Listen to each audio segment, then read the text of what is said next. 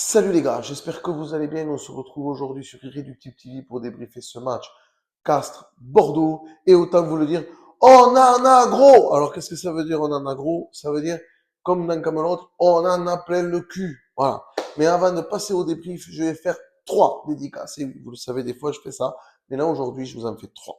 Je vais d'abord faire la première dédicace à la petite Mérène. Alors pour ceux qui ne savent pas qui est Mérène, Mérène c'est une petite fille de Madagascar qui est venue en France pour se faire opérer à cœur ouvert. Vous trouverez sur la page Les Fanas du CO, et je vais vous mettre le lien en description, d'une cagnotte pour lui offrir un vélo pour qu'elle puisse faire du vélo à Madagascar parce que c'est son rêve. Elle adore faire ça ici et elle rêve d'avoir son propre vélo. Donc, si vous pouvez l'aider en faisant un petit don, ça serait cool. La deuxième dédicace, c'est à celui que les joueurs et les supporters, à mon avis, ont le plus déçu. C'est une légende vivante au Castre Olympique.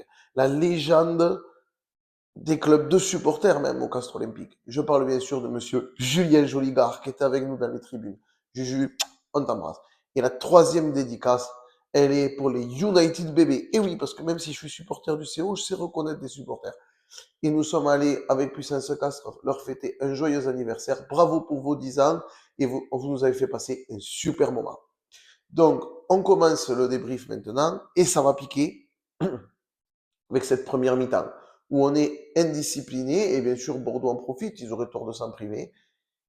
Et derrière, on marque un essai avec Loïs Guéroy, si je dis pas de conneries, et c'est un superbe essai. Donc, bien, dans la vitesse, on libère les ballons rapidement, on donne de la puissance. Tu as l'impression qu'il y a quelque chose qui peut se créer. Puis on subit, on subit, on subit. Quand on ne subit pas, on fait des fautes de même bête, parce qu'on n'est pas concentré, parce qu'on joue le ballon avant de l'avoir attrapé. Et tout ça, c'est des choses qu'on voit à l'école de rugby, hein, donc vous n'avez pas d'excuses. Surtout quand il s'agit d'un type comme Jack Goudu, ancien international All Black, ça il sait. Hein, voilà. Et là, ben, tu te prends cet essai, fin de première période, logique, hein. Et donc, ben, Bordeaux passe devant. Mais tu n'as rien montré, tu as fait le strict minimum. Enfin, nous, on voit ça. Et on voit ça surtout parce qu'on vous a vu vous préparer avec la banane, hein, les gars. Voilà. Et là, on se dit peut-être en seconde mi-temps. Bon. Donc moi, pendant la mi-temps, je vais voir les United bébés. On leur souhaite un joyeux anniversaire. Puis départ de la seconde mi-temps, très rapide. D'ailleurs, et on marque un essai. Et tu te dis, ben, pourquoi pas? Puis Bordeaux remarque derrière. Puis tu remarques derrière avec Santi. Ah, tu te dis, c'est bon. Maintenant, ils vont comprendre, c'est bon, on va engranger. Eh ben non. Eh ben non, parce qu'on en prend deux. Deux consécutifs. Ouais, ouais, deux consécutifs. Et malgré ça, ils sont qu'à 9 points. Donc, tout est encore jouable.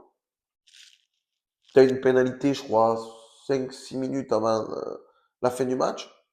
Tu ne la tentes pas. Alors là, c'est magique. C'est magique. Côté stratégie, c'est magique.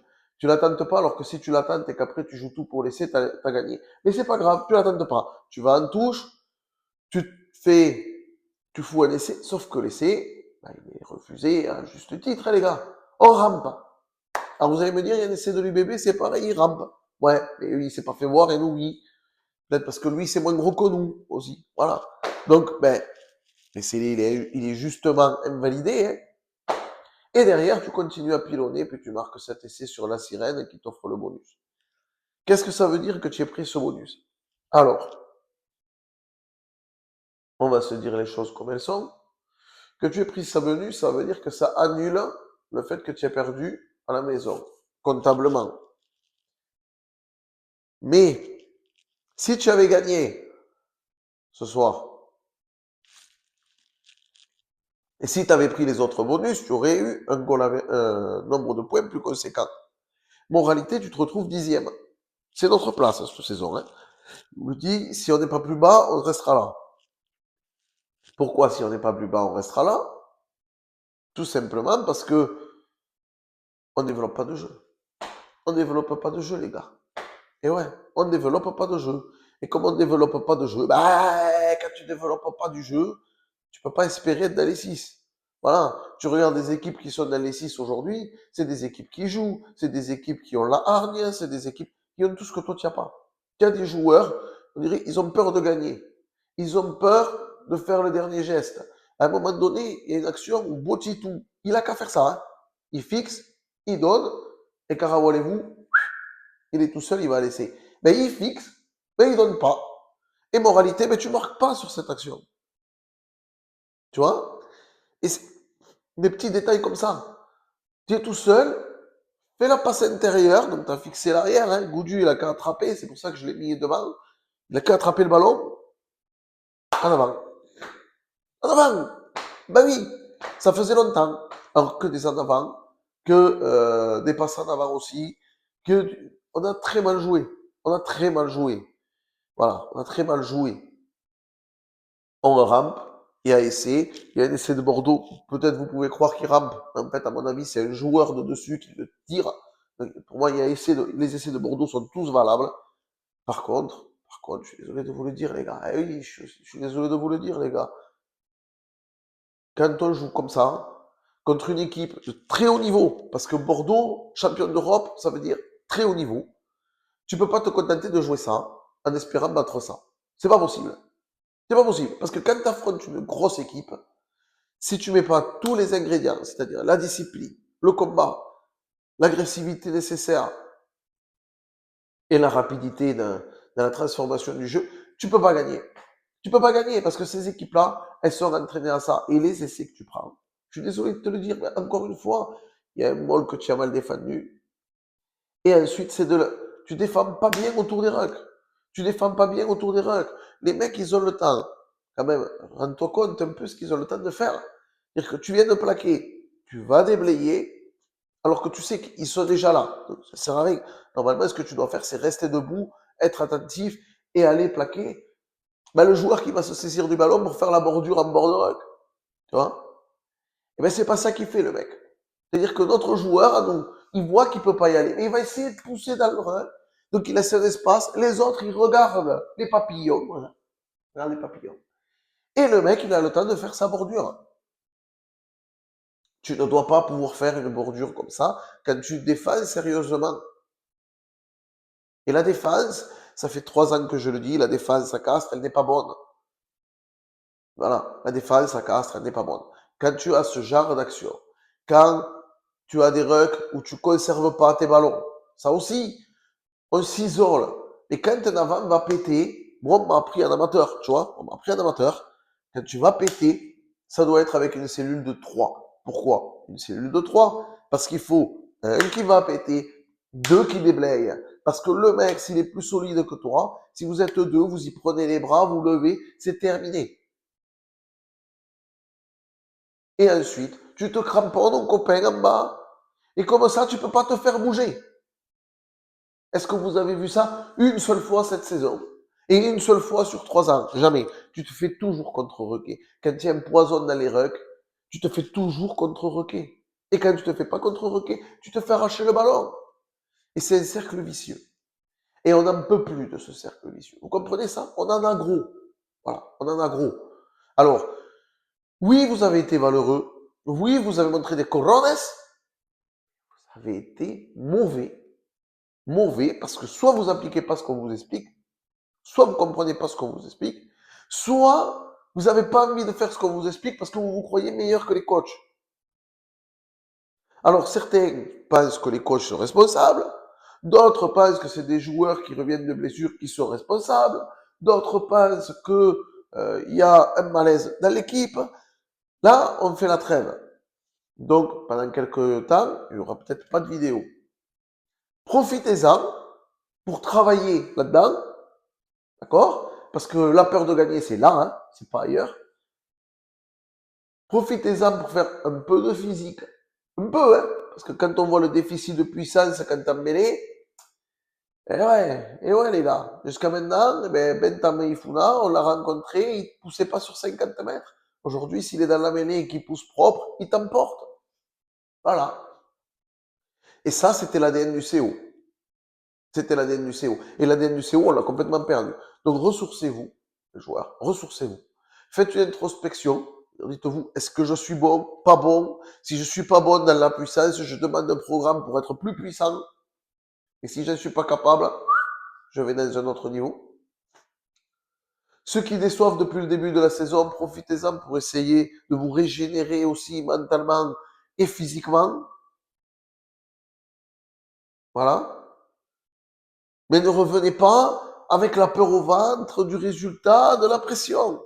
Parce que c'est en faisant ce genre de match que vous vous la mettez, la pression. Nous, on ne vous la mettra pas. Nous, on sera là tout le temps. Comprenez-le ça. Que vous perdiez, que vous gagnez, qu'on joue le maintien, qu'on joue le top 6, qu'on joue le titre. On sera toujours là. Par contre, on vous demande qu'une chose. De mettre la vaillance que vous avez mis sur ce match. Parce que de la vaillance, il y en a eu. Mais entre la vaillance et la qualité dans le jeu, il y a deux mondes différents. En fait. Vous êtes capable de mettre les deux. On le sait, on l'a vu. D'accord? On l'a vu l'an dernier. Vous mettiez les deux sur certains matchs. Et quand vous mettiez les deux sur ces matchs-là, qu'est-ce qui se passait? On avait des points de bonus offensifs. On gagnait des grosses équipes à l'extérieur. Quand vous ne le mettez pas, ben, on l'a vu. On prenait 60 points à l'extérieur. On gagnait péniblement à domicile. Faites une introspection un peu, les joueurs. Voilà. Et le staff aussi. Et profitez-en de ces vacances pour vous régénérer, parce que je sais que c'est un bloc intense. C'est le rugby. Fondamentalement, c'est le rugby. Maintenant, tout ce qu'on va vous demander, c'est ça. Essayez de mettre vos qualités au service de la vaillance, comme l'a fait Nathanaël Huleux sur ce match, par exemple, qui est un top, au moins sur ce match. Comme l'a fait Théo Chamouni, même s'il a aussi des fois, de temps en temps, garçon, lâche-le ton ballon. Lâche-le. Regarde. Observe ce qui se passe. Tu as la capacité de le faire. Je te vois faire à l'entraînement. Regarde tes copains. Écoute tes copains. Parlez-vous. Faites la passe au bon moment. Arrêtez d'être lisible à 2000%. Et ça, il n'y a que vous qui pouvez le faire. Nous, les gars, on n'y fera rien. Nous, la seule chose qu'on peut faire, c'est être dans les tribunes à vous encourager. D'ailleurs, j'en profite pour passer un petit coup de gueule. Parce que comme je vous ai dit en début de vidéo, il y avait Julien Joligard dans les tribunes. Quand on voit que les clubs de supporters, que ce soit la Torcida, Puissance Castres, les Amis du Rugby, font tout pour mettre l'ambiance pour nos joueurs, pour qu'ils se sentent soutenus aussi, pour qu'ils n'aient pas peur de jouer à domicile. Et que vous chantez pas avec les autres supporters, les gars. Que vous n'écoutez pas les groupes. Que vous passez votre temps à siffler, que vous passez votre temps à pas chanter. Vous aidez pas l'équipe, les gars. Vous aidez pas l'équipe. Je suis désolé. Moi, j'essaye, maintenant que je suis à Puissance, d'aider Puissance Castres à remonter une ambiance. Certains matchs, on l'a réussi parce qu'il y avait la réussite derrière. Et on voit que dès que ça réussit pas, vous êtes des sénateurs, les mecs. Et c'est pas la peine de parler de Toulouse, de machin, de bordel. Hein. On a essayé de lancer un nouveau chant avec Torcida sur ce match, et vous avez pas suivi. Les amis du rugby se sont plaints de la même chose. Ça veut dire que même en tribune sud où j'étais l'année dernière, il y a des supporters qui veulent pas chanter. Alors les gars, quand on est supporter, qu'on est dans la nord, dans la sud, particulièrement, parce que la Gabarou, des fois, elle suit aussi, la Rui, on sait qu'elle suit jamais. C'est 3 tribunes. Hein. Il n'y a pas moyen un peu de chanter ensemble tout un match, voir ce que ça fait psychologiquement à nos joueurs. Si vous ne voulez pas gagner, dites-le. Mais moi, personnellement, je continuerai de chanter de la première minute à la dernière. Voilà. Et ceux qui ne sont pas contents parce que ça fait du bruit, parce qu'on explique des choses à certains, parce que je discute avec un petit peu de... Voilà, moi je suis méditerranéen, hein, donc je bouge beaucoup. Si ça ne vous plaît pas, qu'on chante, qu'on tape des pieds, qu'on essaye de faire une ambiance pour nos joueurs, partez en rue. Voilà. Partez en rue. En rue, c'est peut-être pas vos moyens, mais en rue, au moins, ils font ce que vous attendez. Voilà. Moi, pour moi, un supporter, et c'est pour ça d'ailleurs que j'applaudis à demain les United bébés et tous les supporters bordelais qui se sont déplacés. Regardez, ils nous ont éteints, les gars. Ils nous ont éteints. Et ils nous ont éteints parce qu'on n'était pas ensemble, parce qu'on a fait n'importe quoi dans les tribunes, on s'est regardé nous aussi dans les tribunes, et on attend que nos joueurs nous montrent la voie. C'est pas comme ça que ça se passe à Castres. À Castres, quand il y a eu des grandes épopées, c'est le public qui montrait la voie. Voilà, les gars. C'est tout pour aujourd'hui. J'espère que tout s'est bien passé aussi pour nos bénévoles. Là aussi, je finis par ça. Bravo à tous les bénévoles pour tout ce que vous faites à chaque match. Et je vous dis à la prochaine pour essayer de débriefer le match. La Rochelle-Castres. Et en attendant ça, allez, c'est haut.